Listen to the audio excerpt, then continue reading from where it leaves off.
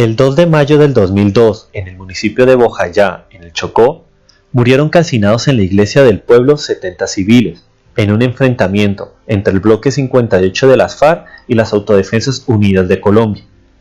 Todo comenzó cuando el 21 de abril del 2002, 7 embarcaciones que transportaban un total de 250 paramilitares de la SAUC atravesaron diversos puestos de la fuerza pública colombiana, sin que se registraran incidentes o alguna detención.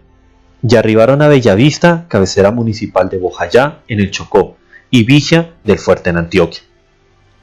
La población de Bellavista solicitó a los paramilitares que se retiraran del casco urbano, como también lo hicieron con la guerrilla, con el objetivo de mantener a la población civil alejada del conflicto. Las SAUC se negaron. Para el 23 de abril ya se habían cursado alertas a las autoridades por parte de la oficina en Colombia, del Alto Comisionado de Naciones Unidas, expresando su preocupación por la incursión de grupos paramilitares en las localidades. El 1 de mayo, según un informe de las Naciones Unidas, a las 6 a.m. se iniciaron los combates en Villa del Fuerte entre los paramilitares y la guerrilla. Debido a esto, los habitantes comenzaron a refugiarse en la iglesia, en la casa cural y en la casa de las misioneras. Durante los enfrentamientos que continuaron todo el día y parte de la noche, la población albergada en los refugios ascendió a 500 personas. A las 10 a.m. del 2 de mayo, 2 guerrilleros instalaron un lanzador de pipetas en el patio de cemento de una casa, situada a unos 400 metros de la iglesia, con el objetivo de provocar el repliegue paramilitar hacia el sur. A las 10:30, la primera pipeta cayó en una casa civil ubicada a 50 metros de la iglesia, ocasionando daños materiales. Una segunda pipeta cayó en el patio trasero del puesto de salud sin estallar.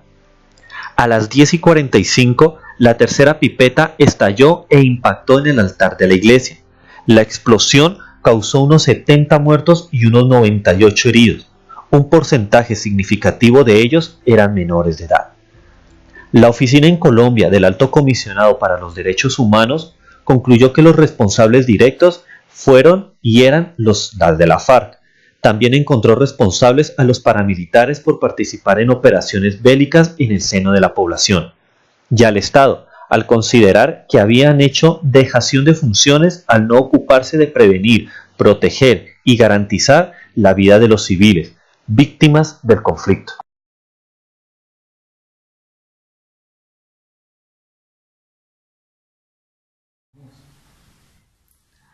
El Juzgado Quinto Administrativo de Descongestión de Quito resuelve sentencia número 026 instaurada por la señora Aida María Andrade y otros, contra la Nación, Ministerio de Defensa y otros. Demanda ordinaria de reparación directa. El señor Jackson Lozano es el juez encargado de resolver esta sentencia. Como se explica desde el principio, en el municipio de Bojayá, el 2 de mayo del 2002 se presentaron conflictos entre la guerrilla y la SAUC, dejando varios muertos y heridos. Además de esto, desplazamientos y abandono de bienes, lo cual afectó a los accionantes produciéndoles daños y perjuicios morales y materiales. 166 personas fueron admitidas como integrantes de la demanda, presuntos desplazados. 36 de ellos no estuvieron legitimados en la causa por activa y aproximadamente 10 personas no fueron aceptadas porque el defensor los excluyó o desistieron voluntariamente.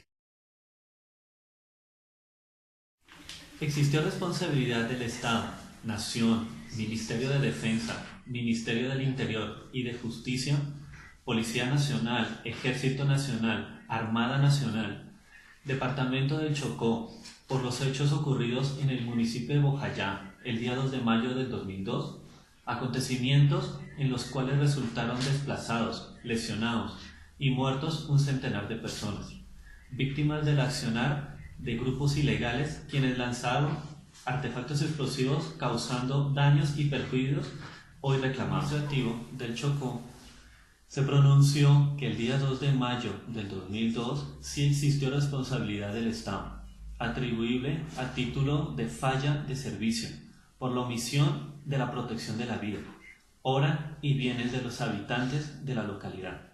Situación que no solo produjo unas centenares de muertos, sino desplazamientos forzados, pérdidas de bienes materiales, etc., sino una grave violación de los derechos humanos por parte del Estado colombiano. Situación que da lugar a la responsabilidad patrimonial de los demandados. Posteriormente, el Tribunal Contencioso, en sentencia 054 del 13 de abril del 2011, argumentó que el 2 de mayo del 2002 hubieron enfrentamientos armados entre las FARC y las AUC, dejando muertos, heridos y desplazados.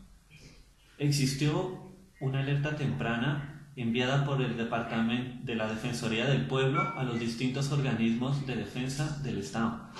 En esta alerta se agregó que el peligro era inminente y la verdad que era demasiadamente grande. Con la responsabilidad del Estado en violación de las normas del derecho internacional humanitario, la línea jurisprudencial del Tribunal Administrativo del Chocó trae a colación la sentencia del Consejo de Estado en su sección tercera, quien decisión 20 de febrero del 2008, consejero oponente Enrique Gil Botero, se precisan las pautas y obligaciones del Estado en materia de respeto de las normas de derecho internacional humanitario, y de otro lado se prescribe la obligación de indemnizar integralmente a las víctimas afectadas por las violaciones de sus derechos inherentes. Sorprende al despacho el hecho de que los grupos al margen de la ley hayan incursionado en la toma de una forma tan abrumadora sin que ninguna autoridad pública se percatara de ello, situación que parece no solo negligente, sino cómplice. Por esta razón se resuelve: primero, declarar patrimonialmente, administrativamente y solidariamente responsable a la Nación, Ministerio de Defensa, Ejército Nacional.